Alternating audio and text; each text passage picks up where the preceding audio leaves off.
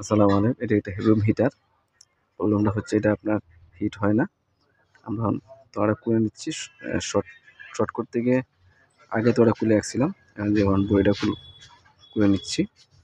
আমরা এখন দেখবো এটা কি প্রবলেম। আমরা ম্যাপে দেখছি ওই জায়গায় সুইচটা খারাপ। এই সুইচটা চেঞ্জ করতে হইব।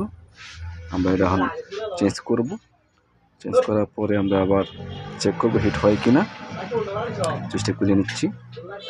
যে পুরান সুইচটা আমরা একটা নতুন সুইচ নিয়ে নেব।